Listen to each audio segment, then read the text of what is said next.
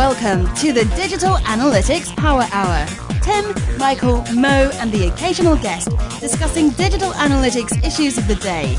Find them on Facebook at facebook.com/analytics hour and their website analyticshour.io. And now, the Digital Analytics Power Hour. Hi everyone, welcome to the Digital Analytics Power Hour. This is episode 126. Ye old conventional wisdom. It seems like there is stuff out there that everybody knows. In the world of business, a lot of times they're called best practices, something that is generally accepted by most, and that's fine. Well, right up until it isn't. As analysts, it's our job to detect the truth of what is happening in the data and correctly diagnose the issue and make the right recommendations. But if we're already convinced because we know something, well, it's time to put a critical lens on what it is and what we think we know. Hey, Tim, you're kind of a skeptic. You go with the best practices or conventional wisdom? No, I tend to try to just out of principle object to whatever best practices there are, even if the data doesn't support me. So quintessential. Thanks, Tim. Hey, Mo, are you excited to do this show? Oh, this is... Yeah, I can't even. I'm like going to burst out of my seat. I'm so excited. I'm super excited too. I'm Michael. So obviously we needed a guest because all the best practices say so, and we always adhere to best practices. And the conventional wisdom dictated that we seek out the person with some real credibility. You may have seen her TED Talk challenging what you think you know about the AIDS epidemic in Africa. She's also written 2 books, Expecting Better and Crib Sheet, a data-driven guide to better, more relaxed parenting from birth to preschool. They're kind of a big deal. She's also a professor of economics at Brown University, and she received her undergraduate and doctorate degrees from Harvard. But today, she's our guest, Emily Oster. Welcome to the show. Thank you for having me. Oh, it's our pleasure. We're super excited to have you on the show. I think, to get things started right away was, how did your parents feel that you went to Harvard, given they're both professors at Yale? A surprising number of people ask this. Oh, okay. I don't know. They didn't seem to be fazed. My younger brother went to Yale, so I guess they got. Okay, so sorry, that was not really my opening question. Actually, what I thought would be a great kickoff to the show is your background is in economics. So talk a little bit about your journey to delving into correcting conventional wisdom in so many areas, because it seems like it's become a trademark of your research and career. Yeah, so I am an economist, and I sort of think of myself that is my identity, and that is, if you ask me to describe myself, that is what I would say. But as I sort of have progressed through my life, I guess I feel like economics is really useful for a lot of areas. And so in particular, when I got pregnant, I ended up, doing a lot of what I kind of perceived to be just my job in the service of pregnancy and then parenting. And so I think a lot of the books and kind of my approach to life comes from really feeling like economics is the center of all the ways you should do everything. And that the problems that people have are they just don't do enough economics in their everyday life. And I'm here to change that. So one of the things, though, that's really remarkable about your work is whether it's to do with pregnancy or how you raise your children or even HIV. These are all very emotive topics where people often hold really deeply held views. And some of that can be just, whether it's the grandparent or the parents-in-law who've all been there before. Yeah, it must be a really challenging space to work in, given, everyone really does have this really strong opinion. Yeah, I think part of the message in some of the books, part of the message of both of the books is that you have to make the choices that work for you, and that those, are not necessarily going to be the things that other people are telling you to do. And the recognition that you should just say thank you for your comments and move on, And I feel like there's such a temptation to want to convince people that you're right in these spaces. Like when people are like, oh, you shouldn't have a, caffeinated coffee because you're pregnant. Like the lady in the Starbucks line wants to tell you that. There's such an instinct to be like, actually, let me explain some things about the studies to you. Like you weren't really paying attention to this. And maybe that's better to be like, okay, thanks, thanks. Or just to be like, yeah, it's a decaf, and just lie to her, because like, what does it matter? You can't, like, you kind of can't always convince people.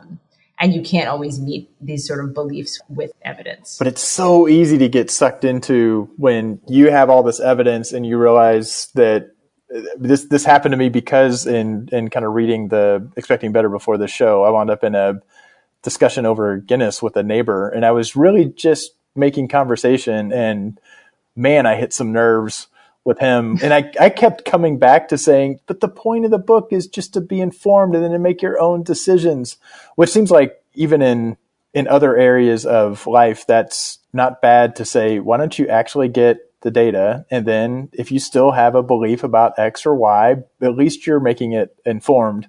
But even that is trying to change people from the religion of, I know what I believe is right. Right. Yeah. And I think, people get, particularly in some of these sensitive things around pregnancy and parenting, it can be really hard. People can get really upset about, thinking that we have to be as careful as possible, and any amount of risk is too much risk, and you should never, do anything that anyone has ever suggested might be bad for your kid or bad for your fetus. And I think that's a pretty complicated set of things to interact with somebody about. It does seem like with these particular topics that a lot of it is that why risk it attitude. So whether it comes to caffeine or alcohol, and particularly because we can't test on pregnant women. So it's not like you have a whole series of studies where you can compare one woman that did and one woman that didn't. So I suppose how do you challenge and manage that? We just shouldn't take any risks. And one of the topics actually that I've been talking a lot about with friends of mine is, mental health issues, and people we've never done tests on mental health medications, so therefore you just shouldn't risk it. It's yeah, but if a woman had any other health issue during pregnancy, we would want to treat that. And I don't know if it's just because it's so, is it because you can't test it, or is it the emotion, or is it both combined? Yeah, I mean, so there, I have many things to say about this. So one is that there's actually somebody whose name I can't remember, so it's not super helpful, but who's at Virginia, I think, who is an ethicist who has been thinking a lot about the idea that it's maybe unethical not to experiment on pregnant women.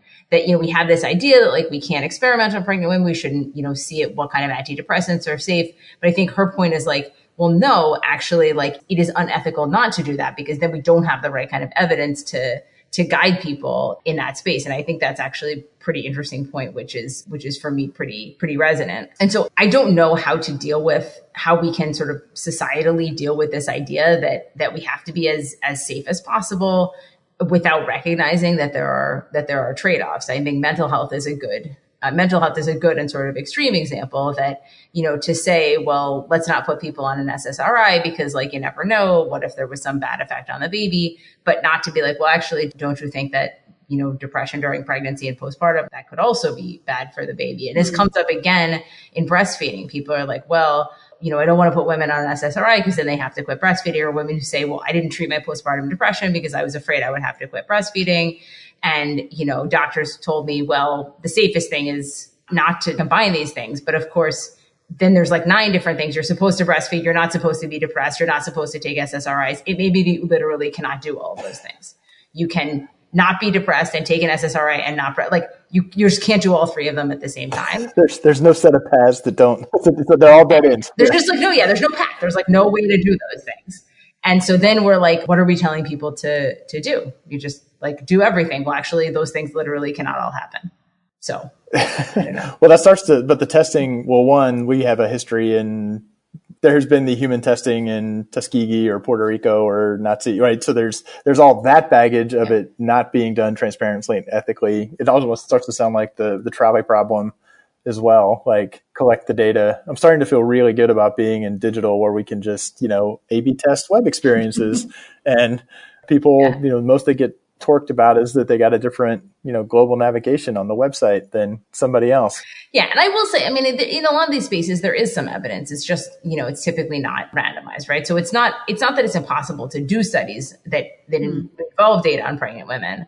It's just that, or on people's kids, it's just that they're typically not randomized. And I think that, we have to be a little bit creative if we want to think about randomization. And some of the best evidence on this does come from creativity. So something like, how do we know that smoking is really bad during pregnancy is bad for a baby's birth weight? We know that because we've tried to help people quit smoking, right? So it's not like you randomly tell some women to smoke, but you randomly help some people quit smoking. If you can actually help them quit smoking, then you can use that to both get people to quit smoking, but then as a side note to figure out if there are impacts on birth weight. So some people have done, clever stuff, and we can learn things from data, but it's not as good as I think we often wish. Well, causal inference being like such a, like in the data science world, becoming like this big topic, trying to figure that sort of causality out in limited world. Mo's laughing because as I was starting to read the book, I'm like, it's all about causal inference. It's a book on causal inference. Yes. Secretly, I've put my job as like person who researches causal inference, and I made it into a book about babies. Tim's like, yes. Causal inference is taking over the world. One of the questions I also wanted to understand a little bit about from you was, I guess, the standards to appear in medical journals nowadays. So, and it seems to be a topic that's coming up. The ABC News here in Australia had a show on this recently about whether, so basically some of the studies you talk about in your books some of them are really old, which I was kind of shocked to see how old they were, and that's still informing a lot of opinions today. And part of that is like the threshold to get into a medical journal is you need to have a significance level of 95%, which means that if it's 94, people think it's irrelevant. And like, what about publishing studies where there's no effect? Like, do you think there's something in that space that needs to change overall? Yes, I do. I think that there are sort of two pretty significant problems that I see in the space of papers that I spend a lot of time with. So one is just that these kind of public health literatures have not really confronted the kind of credibility revolution that I think other places have gotten to. So that means that there are a lot of studies published which are effectively just, I've compared these two groups whose, moms did different things, and I adjusted for their mom's education, and that's all I controlled for. And that kind of approach, like that is not going to lead to causal effects. Like the selection, the differences between those families on unobservable things, on things that the person doesn't see, are just really vast. And I think we just need to recognize that a lot of that research, it's not just that it could be better. It's that like we should learn nothing from it. People are like, well, it could be something else. No, it is something else. It's not the thing you think. It's just differences in the families. Like at best, it's a tiny amount of the thing you think. And almost all just differences across families. So I think we just need to confront those problems more directly. I think the other issue is just a sort of general publication bias issue, which is problematic for this kind of research, but also randomized control trials, which we tend to think of as better, also have this kind of JPI. Anides at Stanford has done a lot of interesting work on this idea that sort of publication and bias in general causes us to publish a lot of results which are probably wrong. He has a really nice paper, which is called like almost all published results are wrong, or most published research findings are false, or something that I like a lot, which I think is true. So when you were doing your research, how did you dig out, I suppose, because there's obviously a lot of published content and there's a bias to assuming that's more accurate. Like, how did you make those judgment calls? If you wouldn't mind talking us a bit through the methodology. Yeah. So I think the issue of publication bias, I kind of punt on, in the sense that like I have in the back of my mind the idea that, we're going to see more significant results. And I sort of try to use that to filter a little bit. I think the bigger piece of what I'm doing is just within the results that are published, trying to identify the ones that I think are more compelling from less compelling. And so, breastfeeding is like probably the best example of that in the second book, which is sort of most of the work of that analysis is just reading the hundreds of papers on breastfeeding and deciding, which 90% of them are just junk. And then what are the 10% that are like, actually, we are learning something from. And that's a lot of what I did. And I think that's actually a big distinction between the way that I think about combining these pieces of evidence and the way that a sort of traditional epidemiological meta-analysis approach would do it. Because in the latter case, I think they spend a lot of time kind of averaging things which have some bias and saying, well, like there's 1 million studies that show that breastfeeding is correlated with IQ, so that must make it more likely that it's true. Mm-hmm. But all of those studies have the same problem, which is that, more educated women are more likely to breastfeed. And if we isolate the papers that are able to do the best job addressing that, it's true there's not that many of them, but they show a different thing. And I like to, focus on those papers as opposed to saying we have tons of other junky, crappy papers. And we're going to also use those. I don't like to use those. So what is it like to actually go through a paper? Like, what's the process as you're going through it, that you're reading kind of the study design, presumably? I mean, do you kind of scan what are the conclusions and the findings, and then jumping to the study design and reading that in detail and just kind of trying to poke holes in it and asking questions? Like, how does that? Yeah, I think you're overstating how complicated these things are this is to do. So, basically for many of these kind of studies, it's very simple to see what the research design is. So I'll sort of read the abstract, figure out what the research design is. I look at the tables and see what they show. And I look at many of these papers all the time. Many of them look pretty similar. And then a lot of times I like to read the appendices. Usually the good stuff's in the appendices. That's where they put like the extra robustness check, or they show that actually like if you control for one additional thing, the results go away. So you guys got to read these supplemental appendices. That's the secret. I was just going to ask, after particularly Cribsheet was published and some of your articles like on 538 and whatnot about breastfeeding, there has been some criticism. I guess I'm just curious how you manage that. And particularly one of the things that I do need to draw out, which I think is really interesting, is the fact that you have actually published work that has contradicted some of your previous work, which I think is completely incredible. But I suppose I'm curious to understand, particularly as analysts, like we often have to do this. How do you do that well without, say, impacting your credibility and your trustworthiness? And how do you manage it personally? So, I mean, there's sort of two separate things. So one is, yes, I did publish something that was wrong when I was in graduate school. And then I published something else saying that it was wrong. And that experience, while ultimately very formative, was at the time pretty awful. But, I got through it. And I do think about it a lot, when I write things that are going to be controversial and kind of like, first of all, I think about, how do you make sure that you're right, or you're as right as you can be given the evidence. And then I think about how to process the criticisms that people bring. I will say, in the first book, I had a huge amount of criticism on the alcohol stuff, way beyond. Did you see that? Did you see that coming? I mean, did you? No, I did not see that coming. That was like, I was so naive. Yeah, look, here are the studies. The evidence says. Yeah, I mean, I don't know. Partly because I actually had talked to a lot of doctors. I had talked to many doctors who were like, yeah, it's fine. I tell my patients it's fine.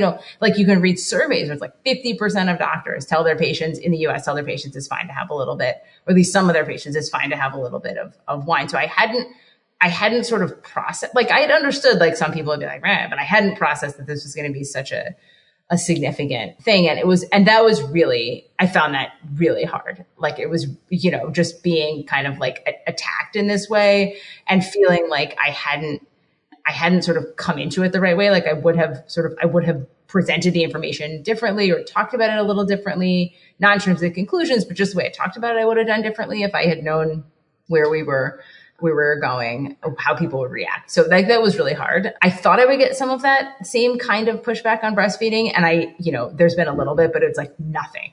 It was nothing like that. Oh, really? I mean, I got some people saying, well, breastfeeding is good. But I think part of it is that actually the book is a little more measured about, it doesn't say that breastfeeding doesn't have some benefits. It does have some benefits. It just says that they're kind of, people overstate them relative to the truth. So I think there was something for people to glom onto there if they were really into breastfeeding. And I think the other thing is it was much easier to help people understand why it's very costly to be so aggressive about this, and why it can be really harmful for some women to get this kind of pressure, particularly if they can't breastfeed or if, it doesn't work for some reason, that's kind of, I think people had an easier time seeing that. But then there was some lady who said that I was as bad as the anti-vaxxers.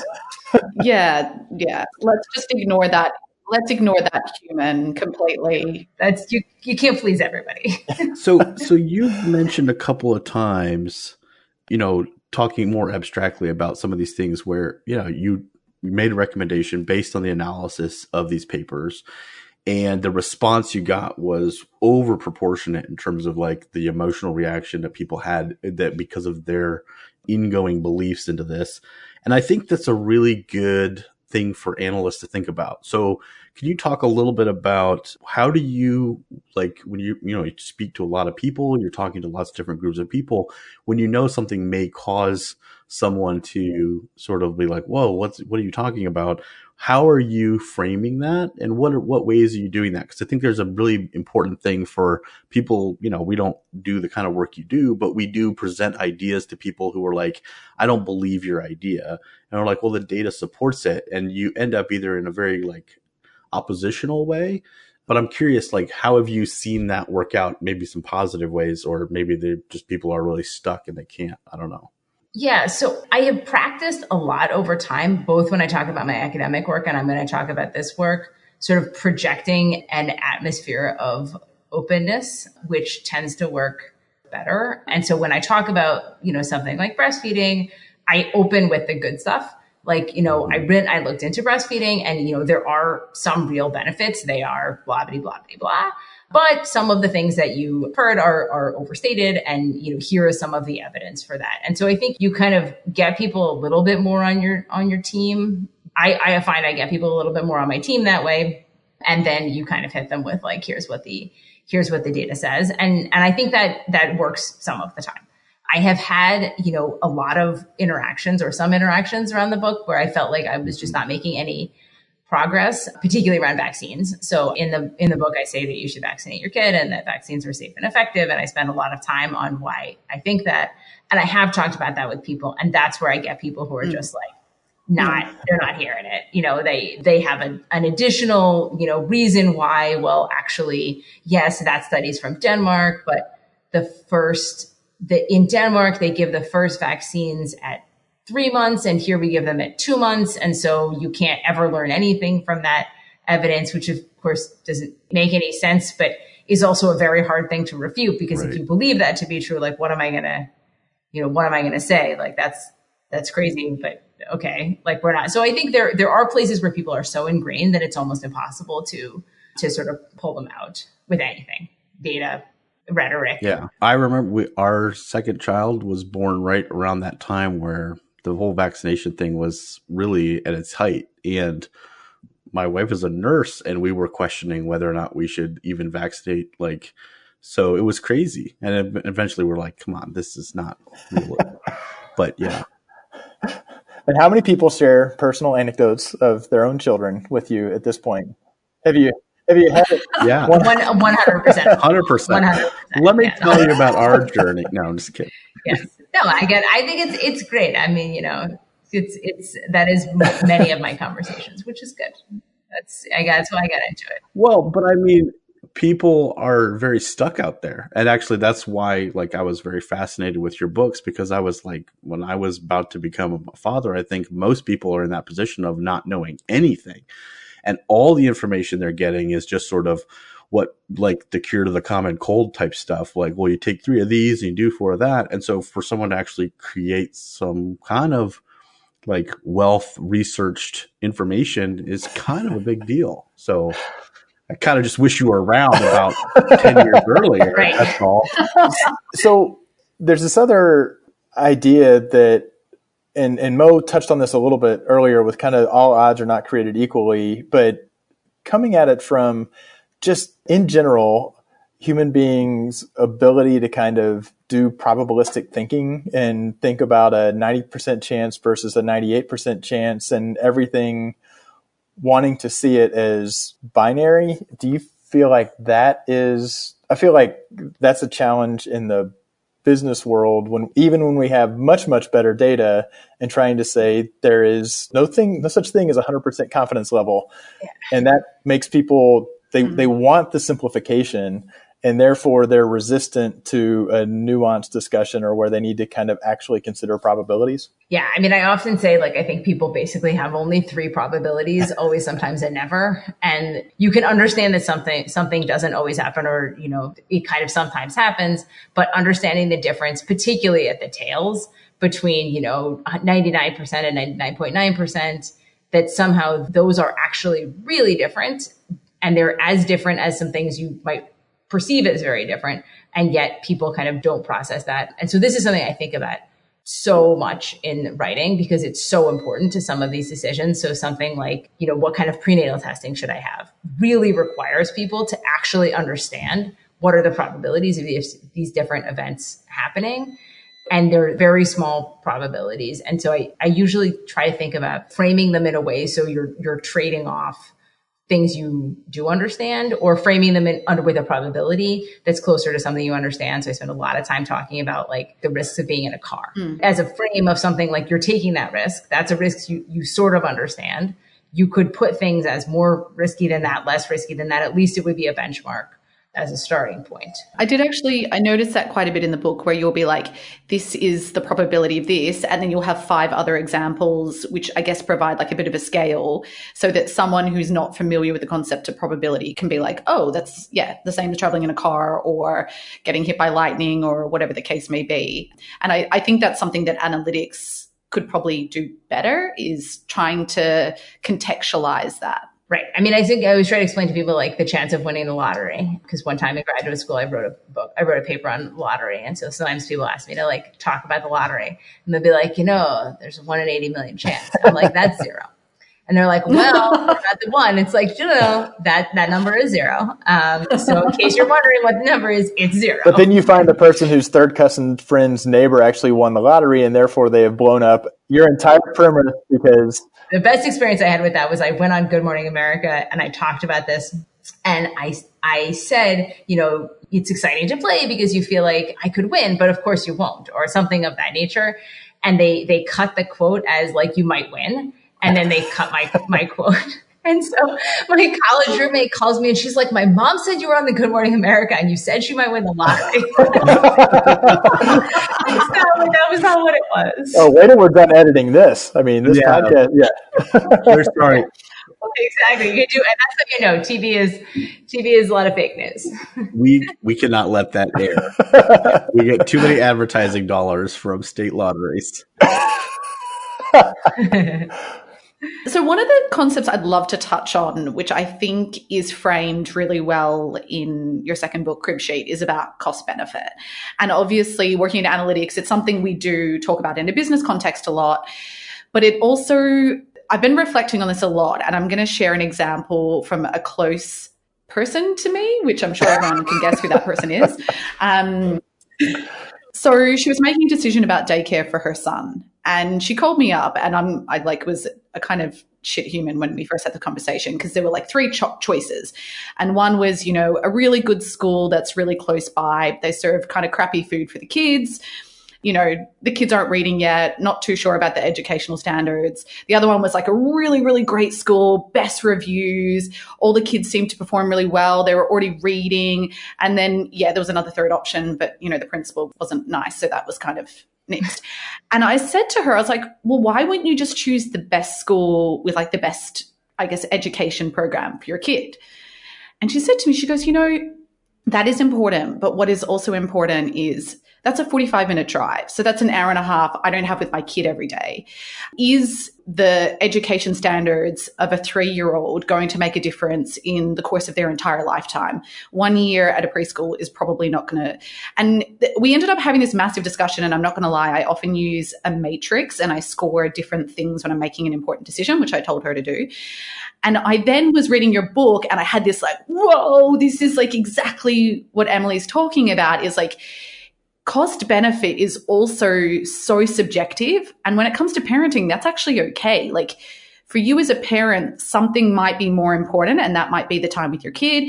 And I think you talked about this with like meal prep and cooking at home. I suppose, like, are you able to shed a little bit more light? Like, is this something that evolved, or do you, I feel like you just always got this and it's taken me a while to get there? Yeah. So I should say, as background, my parents are both economists. And so in my house growing up, the sort of idea that you would trade off the cost benefit, that was just like a thing that was just like the way it operated, so we did not go grocery shopping. My parents had like figured out, even in the early 80s, how to get the like local grocery store to deliver. They would like fax over their list, and they would like bring these boxes. I don't know what they did before the fax, but I remember thinking like going grocery shopping was very exotic and I would like to do it because that's what everyone else did.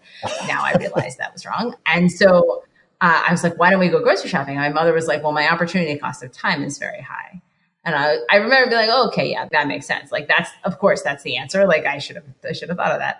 And so I kind of grew up in this idea that somehow when you're thinking about stuff in your household, when you're sort of thinking about how to allocate your time, that's the idea that you would use these kind of almost decision tools is a big piece of it. And that you would actually try to think about your time as the way that you would almost at work. And so I think I found that very easy to apply and like a very natural way to operate my life. But, my husband, who is also an economist, when we first kind of met and he was with my family, he was like, this is like super weird, right? Like your family is like totally insane. And other people are not like this. And I was like, that's fun. Think about that.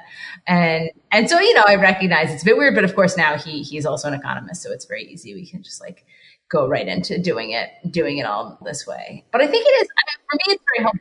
Is there like who's going to do the dishes, and it's a whole theory of comparative advantage debate between the Oster household? There are many principles that you could use, of which that is one. I think an important thing to think about with the dishes is that there is also a learning by doing component of this. So actually, before the kids, I did more of the dishes, but I also do more of the cooking. And he does the dishes. And now when I do the dishes, he's like very upset. Because I don't right. But yeah, I don't do it right. I mean, and I can, I don't really think that, but it's sort of like now it's like, just step away. Now I have to move everything, I was like, okay. So systems are important. Yeah. When are you guys pitching the reality show that is literally just following you guys around in the dialogue? Yes, and the kids. Yes. My family has drawn the line at being characters in the book. That's where the line is. We're not going beyond that. This is your opportunity to tell me that's not the first time you've been asked that. No, that is the first time. Yes. No one has approached me about reality TV.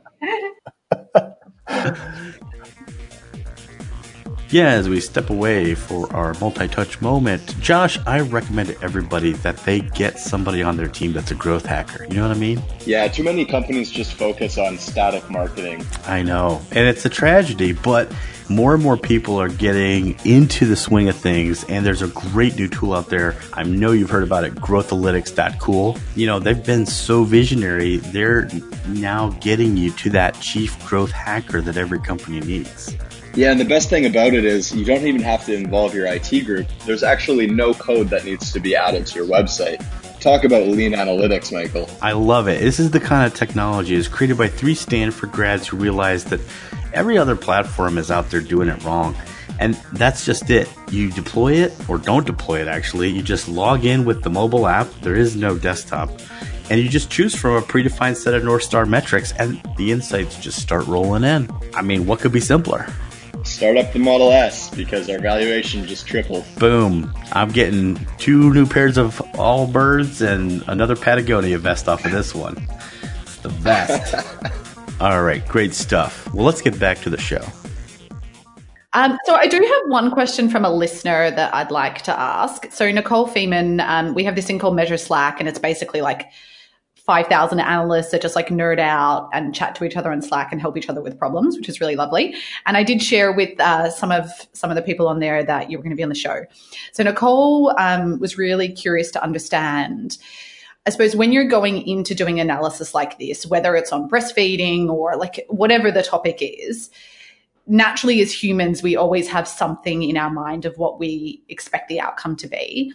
So she wanted to understand, like, what about your findings most challenged your prior assumptions? And I guess from a practical standpoint, like how do you, we've talked about bias quite a bit on the show before and like how to mitigate from it in analysis, but like, do you have any tips or tricks or like techniques that particularly work for you? Or yeah, I don't know. Yeah, I mean, I struggle with this. I do struggle with this, and I try to debias. It's not like that's really a thing that you can do, but I try to kind of acknowledge to myself before I start writing this stuff, kind of what biases I'm bringing. I would say most of the stuff that I was surprised by were things where I just didn't think there would be any data, and then there was. So the one that comes up in crib sheet is the issue of discipline, sort of just like looking at whether there is evidence for any particular kind of discipline where I thought that there would not be. And then it turned out actually there was pretty good evidence in favor of some forms, some like sort of specific discipline programs mostly around sort of positive interactions and timeouts and so on. So that was a place where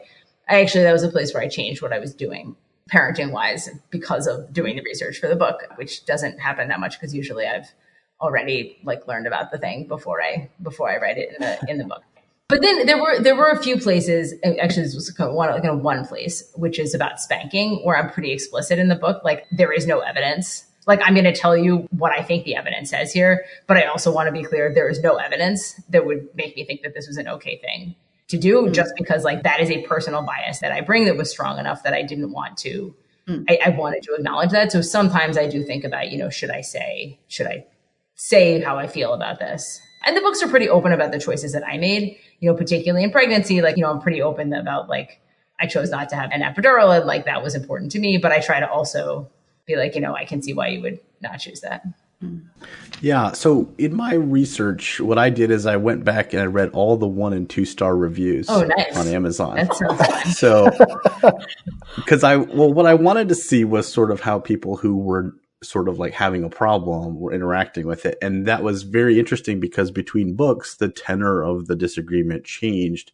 And in your second book, it was much more strident. And I think we've covered that a little bit about some of the topics. It's sort of after you have the baby, people get real emotional about how that baby should be raised. And so that crib sheet, that book talking about some of these things and that is, I think, really interesting. But the other thing that, we also talked about at the top of the show is you also changed or modified your tone. And some of the feedback, the people who were negative about the book were like, this book is less well researched.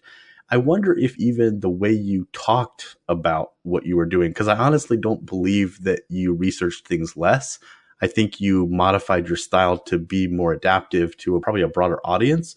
But some people then actually perceive that as being less authoritative. And I'm wondering if you've experienced that, or you could talk about that dynamic a little bit. And I always am trying to bring this back to the context of how do we present results to a business? And if a CEO is asking us tough questions, do we dive into the stats or do we stay high level and talk about some of the broader concepts? So anyways, I just thought that was a really fascinating takeaway that I got from doing some sort of research. Opposition research. Yeah, exactly. I was like, who is this Emily Oster? Anyways, let's check out the 1 and 2 star reviews. Yeah. Yeah. So, okay. So I found that particular criticism to be super interesting. And I think part of it is that the data is not as good in a lot of these, it's not as, and it's not giving you the answer, right? And so I think for a lot of things in pregnancy, when people read that book, they were like, okay, the data says it's fine to have sushi. And there were many things like that. The data says blah. And it's not that there weren't choices or that it wasn't some people would choose differently, but there was a lot more where it was just here is what the evidence says. And that's something you can kind of take to the bank and you can really learn something from the evidence. Right. In the many things in early childhood, it's look, here is some evidence that we have. And it's not super compelling and it's not always that good. And so I think even people who like the book were like, yeah, I thought this was just going to it was just going to be expecting better. You were going to tell me do this, don't do that. And why didn't you tell me that? And the book was more well, you can make your own choices. And so I think that's some of what people are reacting to.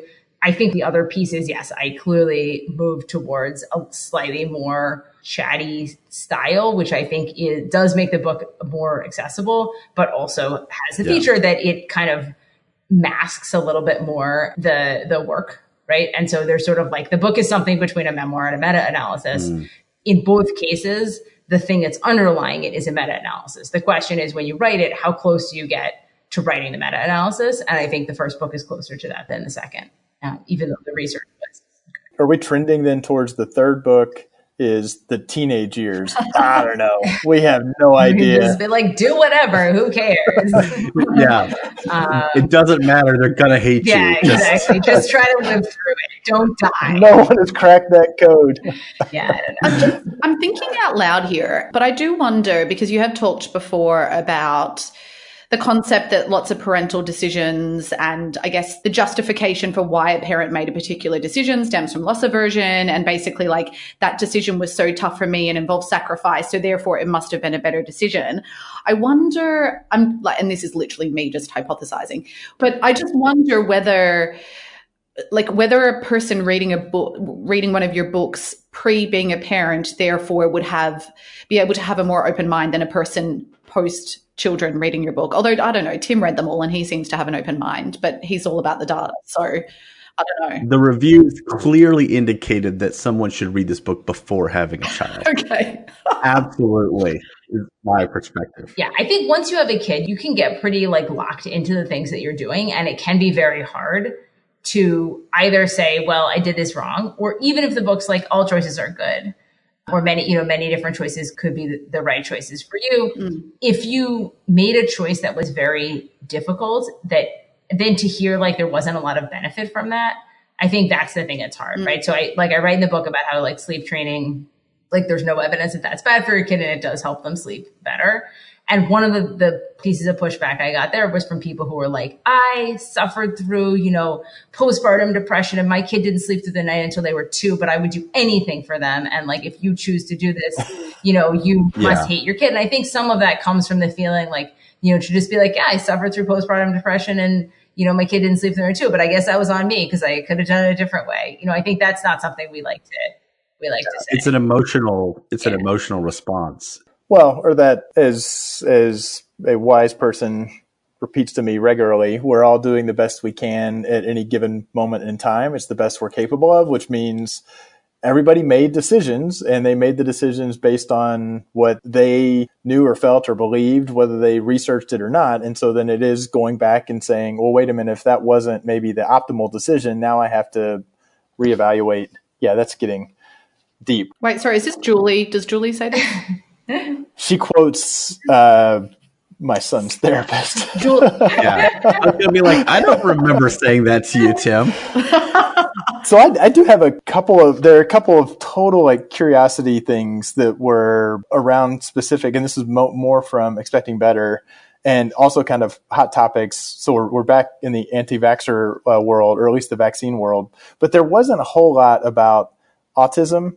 Did you come across things that were any sorts of indicators and consciously say there's just not enough strong evidence for anything from a causality perspective? Yeah, I mean, I've looked into this a little bit, and I've read a lot of papers on different things that people say are about autism: father's age, father's old sperm, mother's age, and there's a lot of correlations, not with vaccines, to be clear, but there are a lot of correlations. But I think that there's nothing that is especially compelling causally, and this just feels to me very poorly understood, particularly the fact that it's gone up over time. How much of that is diagnosis, how much of that is is some real thing that we don't understand. So I didn't put it in because we don't know anything about it, basically. That's what I suspected.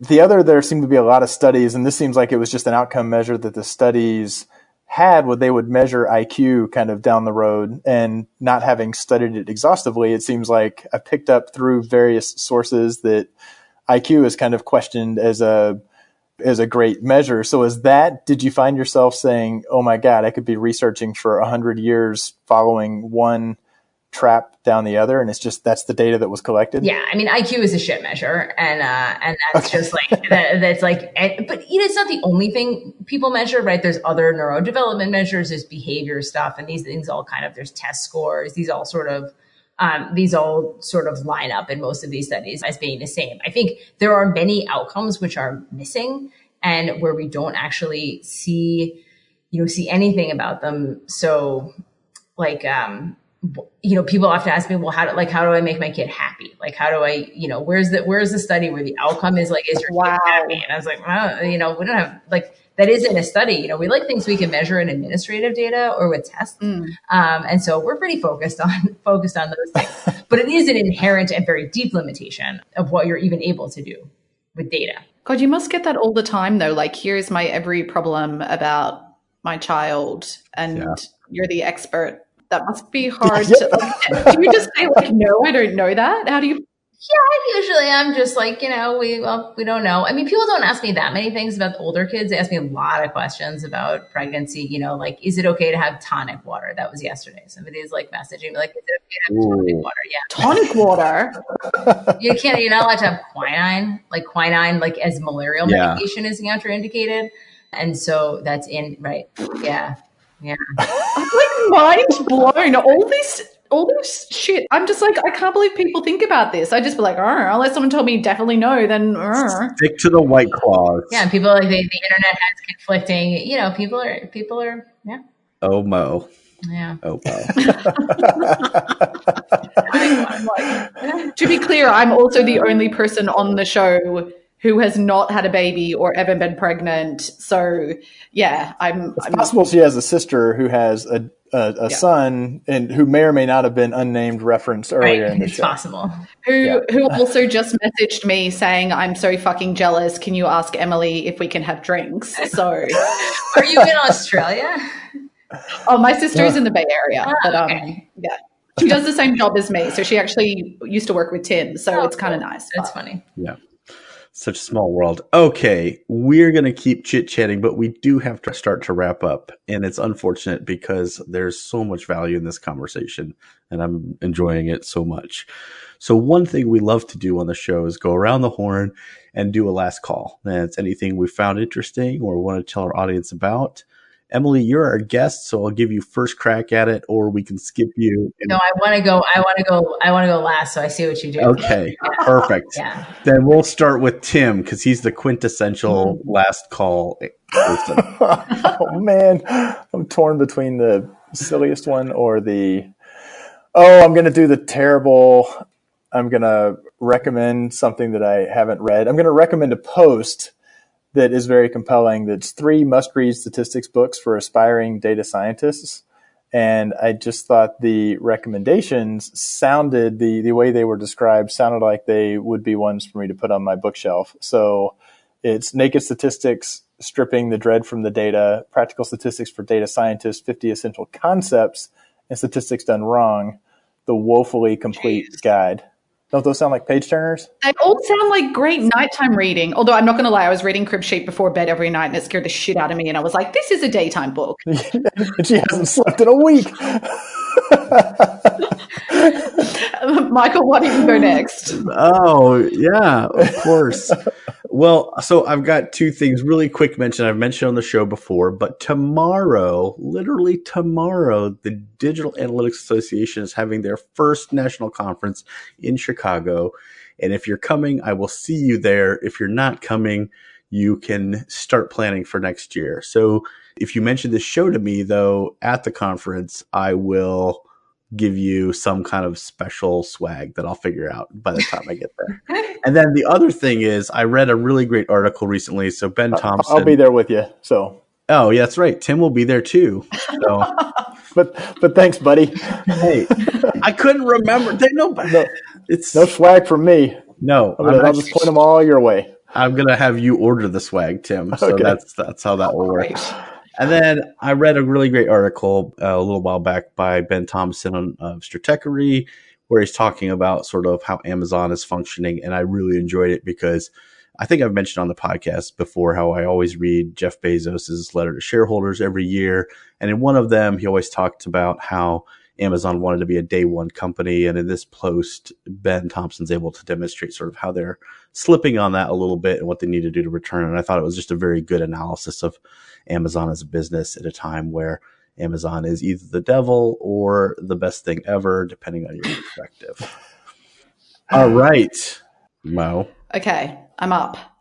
So for full disclosure, Emily, both of your books have actually been previous last calls of mine, but today I'm doing something really odd, which is that I'm not talking about anything technical or like anything that I read or saw. But last night I was sitting at home having a glass of wine, prepping for the show, and I was going through this really long list of last calls because Tim makes me keep them in a note so I can find them. And I was just sitting there being like, damn, how did I get really so lucky? Like lucky to not only be on the show, and Tim and Helbs obviously are like amazingly supportive, and every crazy idea they always back me. But I was just sitting there like so excited to speak to you, Emily, and thinking that I get to spend an hour with this person that I never thought in my whole life that I'd probably ever get to talk to, and ask her all these really fascinating questions. So My last call today is to encourage people to not read something or listen to something, but it's to reach out to someone, and someone that they admire or respect. Even reach out to someone that you think you could help instead of just always asking other people for help. You could reach out and offer a hand to someone that you have a curly question for, because I guess basically all the people that we never dream of interacting with, you don't get the chance unless you ask. So have a think also when you're reaching out to those people about how you could help them, and not just ask them for favors. And then the next time someone asks you, like, pay it forward and say yes to that other person that probably looks up to you. So yeah, sorry, it's a bit schmaltzy, but I did confess I was drinking wine at the time. So, No. You're saying we peaked? That is so nice. Okay. I don't think I can follow that so nicely. But let me say two things. First, I'll put a plug in for sometime in December, which I realize is far away, when I will be on a Netflix show, which is, so David Chang, the restaurateur, has a Netflix show. Yes. And I'm going to be on an episode of that. I filmed an episode of that with his wife, who was pregnant at the time, about whether you can eat sushi. And it was really fun. I will actually say that is one of 3 Netflix shows that I have filmed, and Netflix has so much content that none of them have aired, but someday I may be everywhere on Netflix. So wait for that. And the other plug I will give is for a book by a former colleague of mine named Matt Taddy, who is at Amazon, which is called Business Data Science. And it is basically the textbook from a really successful class he taught at Chicago Booth on how to basically use data science as a business person. And it is really, really, really good book. Sort of combining kind of ideas from causal inference in a language that people who are more familiar with the data science side would like. It's very good. I highly recommend it. Tim is ordering it on Amazon as we speak. I can watch him typing order now. Why did I read data science for business and not business data science? Amazon let me down. No, that's awesome. So is that David Chang's Ugly Delicious show? Yes. Okay. Well, that's a great show. Oh, wow. Yeah. Okay. Yeah. Well, Michael just got really excited to have you on the podcast now that he knows that you're upcoming. Whatever. Listen. I only did this because my husband was like, "Can you become friends with these people, and then we can go eat hand-pulled noodles with them in Queens?" And I was like, "Okay." Fun. So now I'm working really hard on becoming. Actually, David's wife Grace is extremely nice. She's a very nice person, and I'm optimistic about eventually being able to eat hand-pulled noodles in Queens. That's awesome.